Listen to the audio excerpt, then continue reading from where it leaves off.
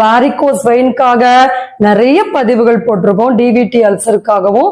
So எப்படி வாரிகோஸ் vein எந்த விதமான சர்ஜரி இல்லாம வீட்டில் இருந்த மாதிரியே அந்த லெக்ஸ்ல இருக்கக்கூடிய அல்சரை ஹீல் பண்ண முடியும், வாரிகோஸ்னால ஏற்படக்கூடிய வலி, குத்தல், எரிச்சல் போன்ற பிரச்சனைகளை கையாள முடியும், என்ன மாதிரியான உணவு கட்டுப்பாடு எடுத்துக்கணும்னு நம்ம நிறைய தகவல்கள் சொல்லியிருக்கோம். சோ இந்த ஒரு பதிவுல ஒரு 5 டிப்ஸ் வாரிகோஸ் வெயின்கான வீட்டுல இருந்த மாதிரி ஒரு ஹோம் ட்ரீட்மெண்ட், அதுக்கான ஒரு பெர்மனன்ட் சொல்யூஷன், அதற்கு ஒரு 5 டிப்ஸ் எக்ஸ்ட்ராவா நம்ம சொல்ல போறோம்.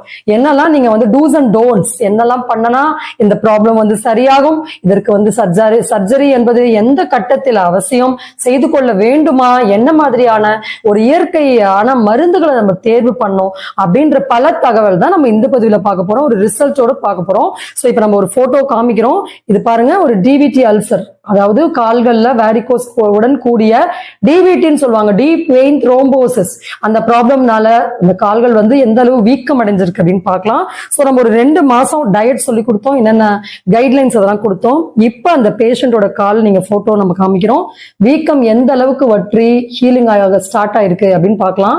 சோ நம்ம இதை இன்னும் கொஞ்சம் டீட்டெயிலா இப்ப இந்த பதிவுல பிஃபோர் அண்ட் ஆஃப்டர் போட்டோஸோட ஒரு அந்த 5 டிப்ஸ், நம்ம பண்ண வேண்டிய கட்டாயமான 5 விஷயங்கள் என்ன அப்படின்றதையும் நம்ம பார்க்கலாம்.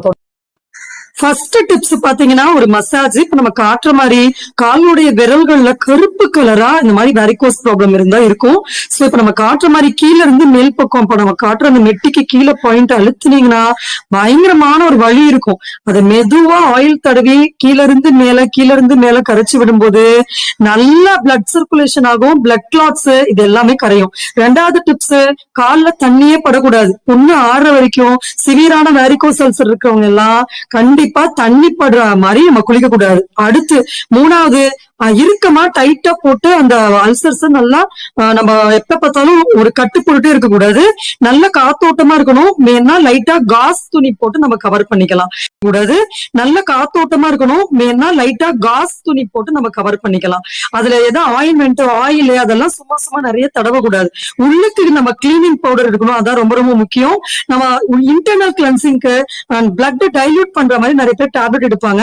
அதுக்கு பதிலா மாவிலை வேப்பிலை கசாயம் நல்லா கொதிக்க வச்சு அது அதிகமா நம்ம குடிக்கும் போது பிளட் நல்லா டைல்யூட் ஆகும். அதே மாதிரி 5வது டிப்ஸ் பாத்தீங்கன்னா, ஃபுட்ல புரோட்டீன், எக்ஸ் இந்த மாதிரி அதிகமா எடுக்கிறத விட்டுட்டு நல்ல லிக்விட் டயட், நம்ம வீடியோல சொல்ற மாதிரி கூழ், மோர், ஜூசஸ், வெஜிடபிள் ஜூசஸ், சூப்ஸ் இதெல்லாம் அதிகமா எடுக்க டைஜஷன்